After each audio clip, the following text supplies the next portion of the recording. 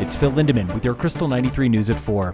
A Front Range homicide suspect is now in handcuffs more than 10 hours after a high-speed chase and shootout with sheriff's deputies near Glenwood Canyon. The suspect, 30-year-old Kenny Espinoza, is wanted for a weekend slaying in Westminster. Around 4 this morning, Eagle County authorities heard he was traveling I-70 through Gypsum. He reportedly had hostages. A deputy spotted Espinoza's vehicle and gave chase. Other deputies then used tire spikes to stop the vehicle outside Dotsero. That is where Espinoza and deputies exchanged gunfire. One person from his vehicle was hit. No deputies were injured. Espinoza then fled the scene, leaving behind a car with 4 other people, including young children.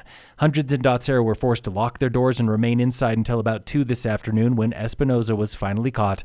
I-70 reopened in both directions soon after. Criminal charges now pending. So is the identity of the other person injured in the shootout and how the rest of the people in his vehicle, including the uninjured children, were caught in the middle. A wanted felon died yesterday soon after he was arrested by Dillon Keystone Police Department. State investigators say the 43-year-old man fled a traffic stop Sunday. Police tracked him down again yesterday to a parking lot at Keystone. He fled again and hid from cops in a pickup truck at the Sunrise Employee Apartments. That is where he finally surrendered peacefully. Minutes later, cops called for an ambulance. The man was in obvious medical distress. Cops also gave Narcan, fearing an overdose. 1 hour after surrendering, the man died at St. Anthony's in Frisco. Cause of death is now pending an autopsy. The man had 3 outstanding warrants, including 2 felonies. Summit Environmental Health wants to cool off on public pool regulations they call outdated and often confusing. In a memo to county commissioners, department officials say current regulations have not been revised in 2 decades. For example, no public pool can be less than 77 degrees Fahrenheit. That effectively outlaws cold plunges at rec centers. Commissioners seem ready to approve these new and more modern regulations. They could take effect by next month.